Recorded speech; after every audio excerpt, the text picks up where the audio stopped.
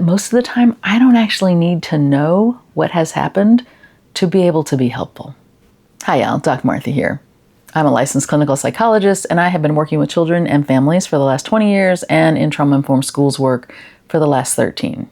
I want to go back to that idea of moving from what is wrong with you to what has happened to you and talk a little bit about why I almost never ask that second question out loud.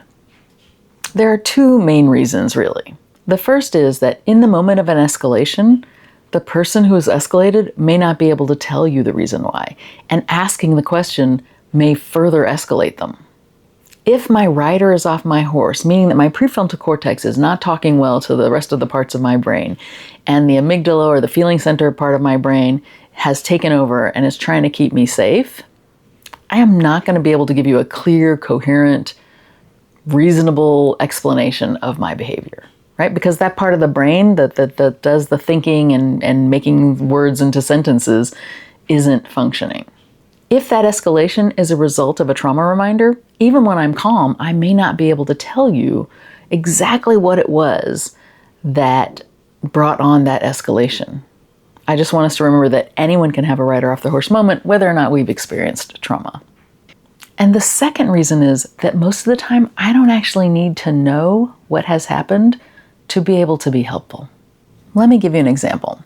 I once did an observation in a 4th grade classroom, and I think that the teacher probably had a focal student in mind, but as I've said before, my role in those situations really is to look at the whole class. And to be honest, after having done 3 other observations that day, I didn't even remember who the focal student was. But I got into the classroom, and there was one child rolling around on the floor. There were kids in the back throwing Skittles or M&Ms into each other's mouths. There were a couple of children making paper airplanes and throwing them. In addition to all that, there were children who were paying attention, who were following along with the lesson. There was a child off to the side who was helping a classmate with the work, and another child who kept telling everyone else to be quiet in a really loud voice. Meanwhile, the teacher was really struggling to just keep the lesson going. She had to keep stopping to correct different behaviors and seemed pretty frustrated. After I do an observation, I always follow up with the teacher to talk about what I saw and what was going on for the educator at that time. So when it was time for us to meet, this educator right away wanted to talk about that child who was rolling around on the floor. And she wanted to know if I could make sense of that behavior. I mean, I could have guessed at some kind of proprioception, interoception, some kind of need that didn't get met developmentally, but I didn't know.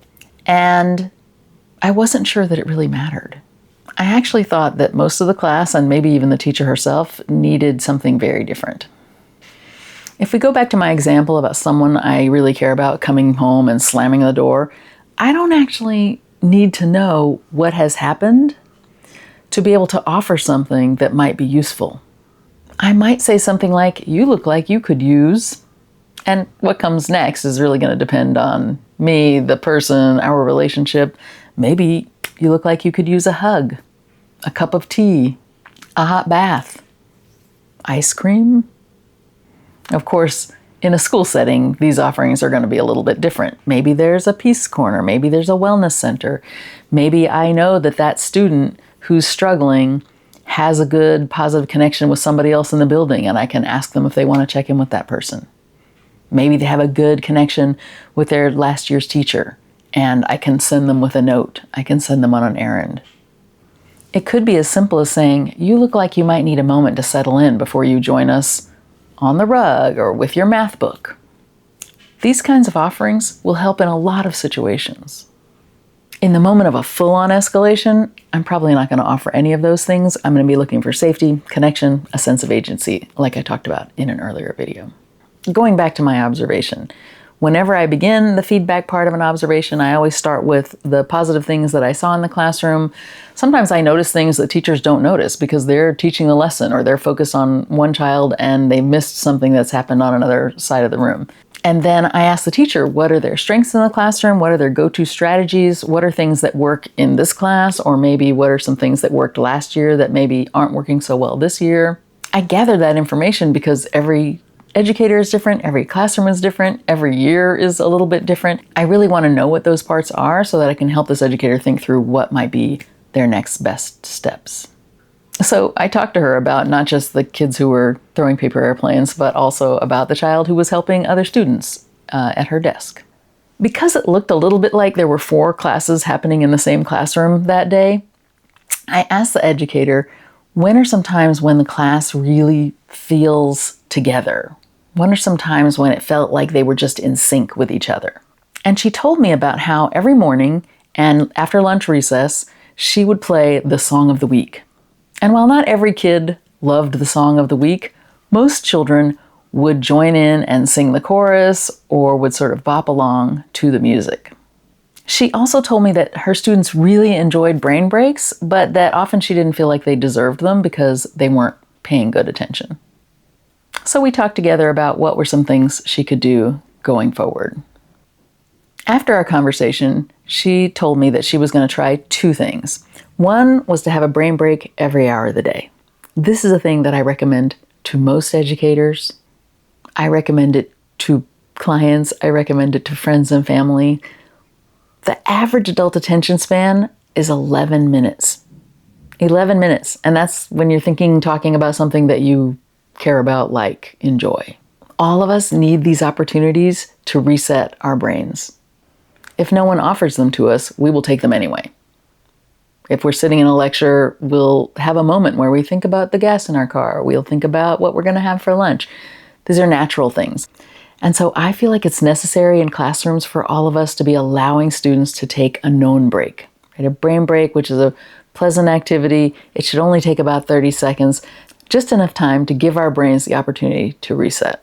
The other thing she decided to do was to allow her students to be part of the selection process for Song of the Week. She could start with the list she already had and allow the children to vote each week. And I encouraged her to allow students to provide some suggestions of their own. She could certainly say no to any song that she thought wasn't appropriate, but there are many kid-friendly versions of even popular songs, and I think it really matters for students to be able to feel like they had some voice and choice in the things that they're going to do in the classroom.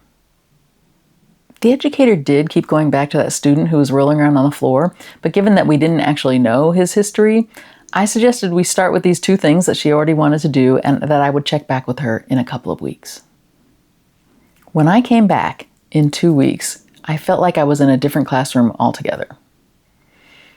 The student who had been rolling was still on the floor, but now he was sitting on one of those bubble seats, the cushion that has air in it. The students who were at the back of the class seemed a lot more engaged in the lesson. The student who had been helping her desk mate was now sitting with a group of students. They were all kind of talking about the lesson, and they even seemed to be having a little bit of fun. The teacher asked me, how did I know that student who was rolling around on the floor needed those brain breaks? And I told her the truth. I wasn't actually certain that would help that student. But I did think that if we could get the whole class a little more connected and a little more regulated, we would be in a better position to understand what it was that student needed. I'm always curious to hear about what educators are doing in their classrooms, and I'm wondering about what kinds of universal strategies like the ones I just named you're doing in your classroom this year. Please feel free to drop a comment below, and take care, y'all.